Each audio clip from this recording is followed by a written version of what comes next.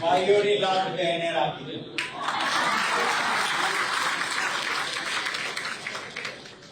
ત્રિવેણીનું મહત્વ હોય છે આપણે ત્યાં.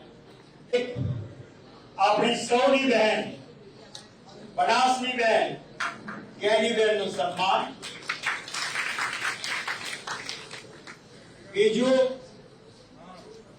આપણા ઉમેદવારશ્રીઓ અનેક વિઘ્નોની વચ્ચે મક્કમતાથી લડ્યા. ઉમેદવારોનું સન્માન તો કહેવાય છે ને कि जंग में जान जाती है सिपाही की और मेडल मिलता है सेनापति. એમ ખરેખર કોઈ લડ્યા હોય તો કોંગ્રેસના કાર્યકર્તા લડ્યા. પ્રદેશ પ્રમુખ તરીકે મને ક્રેડિટ લેવાનો અધિકાર નથી. આ યશ મારા કોંગ્રેસ પરિવારના એક એક કાર્યકર્તાઓ અને કાર્યકર્તાઓના પ્રતિનિધિ એટલે જિલ્લા કોંગ્રેસ સમિતિના પ્રમુખશ્રીઓ, એમનું સ્વાગત અને સન્માન અહીં આપેલું છે. ત્રણ સન્માન: ગેનીબેનનું વિજય માટે, ઉમેદવારો સિદ્ધાંતથી મક્કમતાથી લડ્યા એટલા માટે, અને મારો પરિવારનો ભાઈ બહેન વફાદાર કાર્યકર્તા એમણે જે વફાદારી દાખવી છે એના પ્રતીક રૂપે જિલ્લાના પ્રમુખ. લોકશાહીમાં આખરે લોકો મહાન છે, જનતા જનાર. આપણા દેશના અને ગુજરાતની જનતાએ ફરી વખતે સાબિત કરી બતાવ્યું કે અમે પરિપક્વ લોકશાહીના નાગરિકો છીએ. સાબિત કરી.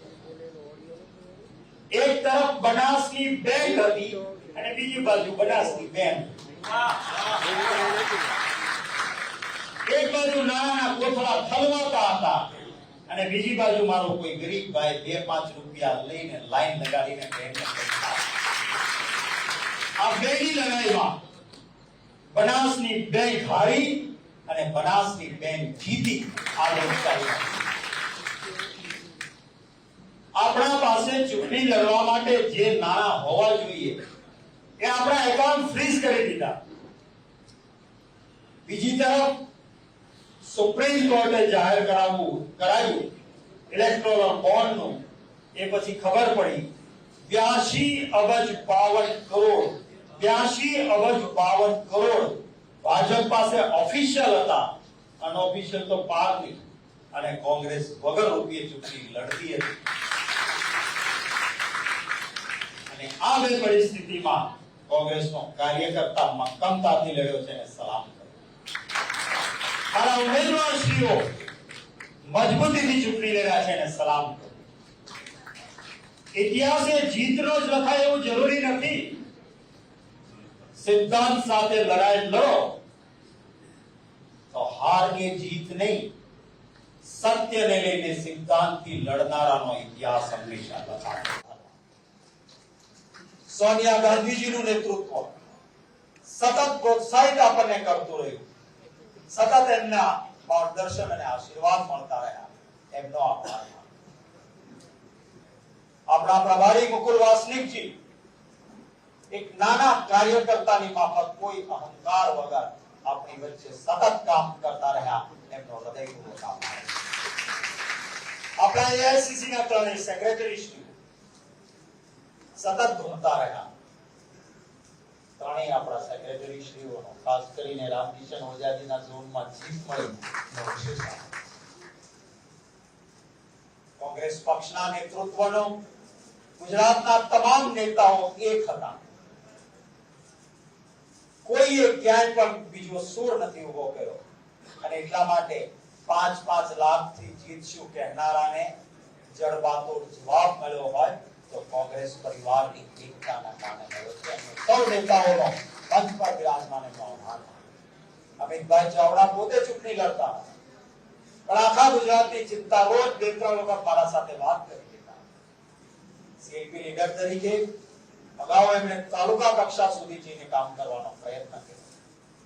ડેપ્યુટી લીડર ભાઈ શૈલેષભાઈ પરમાર સતત પીસીસી માં ધૂણી દેખાવીને બેસતા હતા. એમના સામે એક લાંબુ લિસ્ટ છે. બધા નામો લેવા જઈશ તો 100 નામો ગણાવ્યા પછી પણ મને ઓછું પડે એવી સ્થિતિ છે. એ સૌ કોંગ્રેસ પરિવારના નેતાઓ જે અહીં ધૂણી દખાવીને બેઠતા હતા એ સૌનો ખૂબ આભાર. આપણી લીગલની ટીમ,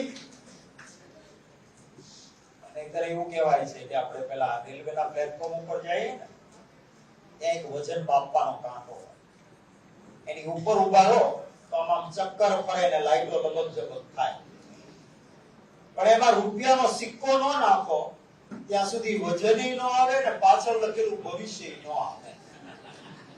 એમ વકીલોનું એવું હોય હું એમાંથી એને રૂપિયા ન આપો ત્યાં સુધી કાંઈ કામ થાય નહીં.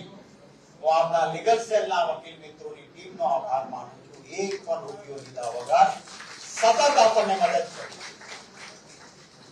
ખરા અર્થમાં આપણા વોર રૂમના વોરિયર્સ, આપણા સૈનિકો વોર રૂમના ખૂબ મક્કમતાથી એમણે કામ કર્યું. દિવસ રાત એક બનીને અહીંયા કામ કર્યું છે. એમાં બહેનો પણ રાત્રે 12:30 1 વાગ્યા સુધી વોર રૂમમાં કામ માટે બેસતા મેં જોયા છે. એ આપણા વોર રૂમના તમામ સાથીઓનો ખૂબ ખૂબ હૃદયપૂર્વક આભાર. અંગ્રેજો જે કરતા હતા ને એવું કંઈક ભાજપ વાળા કરે છે અત્યાર સુધી. ભાગલા પાડો ને રાજ કરો, અંદર અંદર લડાવવાના પ્રયત્ન થાય. હું આભાર માનીશ મારા વહાલા ગુજરાતીઓની તમામ જ્ઞાતિઓનો. કોશિશ તો થઈ હતી જ્ઞાતિ ગાંધીને ઝઘડાવવાની ભાજપ દ્વારા, પણ કોઈ જ્ઞાતિના નામે કે ધર્મના નામે એક પણ ઝઘડો ક્યાંય થયો નથી. એ તમામ ગુજરાતની જ્ઞાતિઓનો આભાર. મા બેન દીકરીઓનો અપમાન થાય એવા અપશબ્દ બોલાયા પછી ભાજપ ઈચ્છતું હતું એક બાજુ ક્ષત્રિય સમાજ અને બીજી બાજુ જ્ઞાતિઓ વચ્ચે ક્યાંક સંઘર્ષ થાય. ક્ષત્રિય સમાજની કોર કમિટીએ એક મેચ્યોરિટી રાખી સામે તમામ જ્ઞાતિઓને સાથે લીધી અને જ્ઞાતિના નામે વાડા ન ઉભા થવા દીધા. એ તમામ જ્ઞાતિઓનો અને ક્ષત્રિય સમાજના તમામ સભ્યોનો પણ આ તકે ખૂબ હૃદયપૂર્વક આભાર. મેં કહ્યું એમ, લડાઈ થાય ત્યારે લડાઈમાં જીવ જતો હોય, જાન જાય તો સૈનિકની જાય અને મેડલ મળે તો સેનાપતિ. હું કહીશ કે આ યશ તો ભાગીદાર હું નથી, આપ સૌ છો કોંગ્રેસ પરિવારના. એક કે 5 લાખની ડીડી ક્યાંય ભાજપને ના મળી, ક્યાંય કોઈની ડિપોઝિટ પર આપણી ના ગઈ અને હેટ્રિક કરશું તો આપણી કેની બેને હેટ્રિકને તોડી છે. બનાસકાંઠાના તમામ કાર્યકર્તાઓ વતી જિલ્લા કોંગ્રેસ સમિતિના પ્રમુખશ્રીને કહીશ કે કોઈ ઉભા થાય, આપણે તમામ બનાસકાંઠાના કાર્યકર્તાઓને અભિનંદન. ઉભો ગયો છું બનાસકાંઠા ચૂંટણી દરમિયાન, બધી જગ્યાએ જવાનો પ્રયત્ન કર્યો, પણ બનાસકાંઠા વાળાએ તો બરાબર કે ને અમારે સૌરાષ્ટ્રમાં એવું કહેવાય કે માગ્યા બળદને પોરો નો. બળદ માંગી લાવ્યા હોય તો એને આરામ કરવાનો, બેસાડે એને આ ક્યાંક જ કરવાનો. બનાસકાંઠાએ બરાબર વાળો કાઢ્યો. કેટલાક મિત્રો જવાબદારી સોંપી હતી ભાઈ બળદેવજી ઠાકોરને, ભાઈ રઘુભાઈને, ભાઈ ઇન્દ્રવિજયસિંહને કે તમારો વિસ્તાર નથી પણ અહીંયા તમારે સતત રહેવાનું છે. એમને ખૂબ ખૂબ અભિનંદન આપું. બનાસકાંઠાના નેતાઓમાં નામ ગણાવવા બેસું રાજુભાઈ જોશી, દામલાજી કે શરૂ કરીને ક્યાં અટકવું એનો અંત ના આવે. એટલે કોઈ નામ લેતો નથી. બનાસકાંઠાના તમામ નેતાઓ અને કાર્યકર્તાઓનો આભાર. પ્રેસ અને મીડિયાના સાથીઓએ આપણને જે સતત દોડતા રાખ્યા, 26 વર્ષથી 0 મતદાન થયા પછી પણ, અને એના કારણે આપણે દોડતા રહ્યા. એટલે હું એને સકારાત્મક લઉં છું કે આપનો પણ ખૂબ સહયોગ રહ્યો. આપનો આભાર. આવો કાંતિભાઈ, સ્વાગત છે. સૌનો ફરી ખૂબ આભાર, ખૂબ શુભકામનાઓ. મેં કહ્યું એમ આ ત્રિવેણી કાર્યક્રમ છે, ત્રિવિધ કાર્યક્રમ છે. આપણે કેટલાક પ્રસ્તાવો આજે કરવાના છીએ. સિનિયર નેતાશ્રીઓ પ્રસ્તાવ રજૂ કરશે. આપણા પરિવારના અન્ય કાર્યકર્તાઓ અને આગેવાનો એમને સમર્થન આપશે.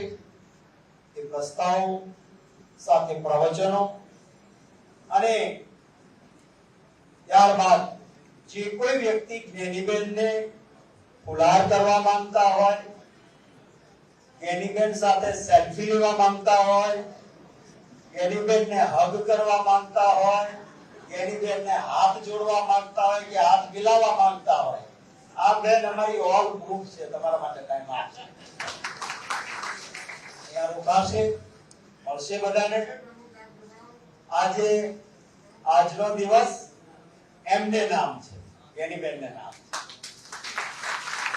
આપ સૌ પધાર્યા, દૂર દૂરથી પધાર્યા, આપ સૌનો આભાર.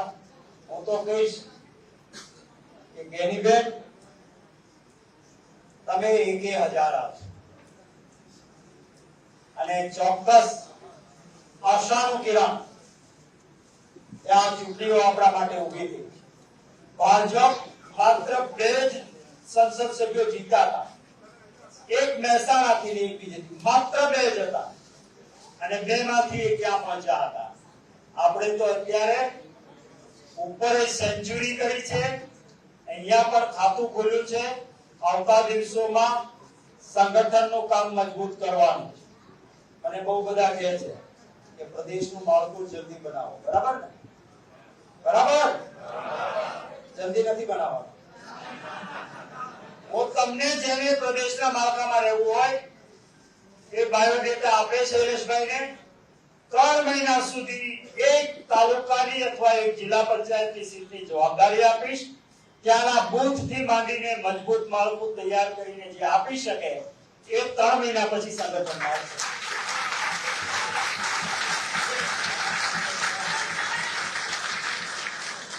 બાકી કોઈ બાયોડેટા આપવા આવતા નહીં, કોઈ નેતાનો લેટર લાવતા નહીં, કોઈની ભલામણ લાવતા નહીં. મારી નજીક ગમે તેટલો હશે તો પણ હોદ્દેદાર નહીં બની શકે જ્યાં સુધી ગ્રાસ રૂટ પર જઈને સંગઠન કરીને ના. મંજૂર છે? મંજૂર છે? કોંગ્રેસ પાર્ટી! કોંગ્રેસ પાર્ટી! અને બીજી એક વસ્તુ કરવાના છીએ. આપણા પક્ષની અંદર એક ઇલેક્શન કમિશન 5 જણાનું ચૂંટણી પંચ બનશે.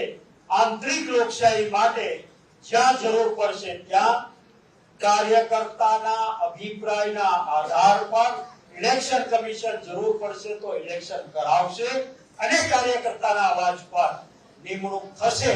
મારો તે સારો એવું નહીં, સારો તે આ રીતે ચાલુ છે. કોઈ જૂથ નથી. આમે બધા 5 પાંડવો જેમ ભેગા હતા ને ભેગા છે. અને એટલે કોઈ એમાં પડતા નહીં. કોઈ લડાઈ વિધિન પાર્ટી છે જ નહીં. ભારતીય જનતા પાર્ટી સામે લડવું છે, કારણ કે એમણે ગુજરાતને બદનામ કર્યું છે.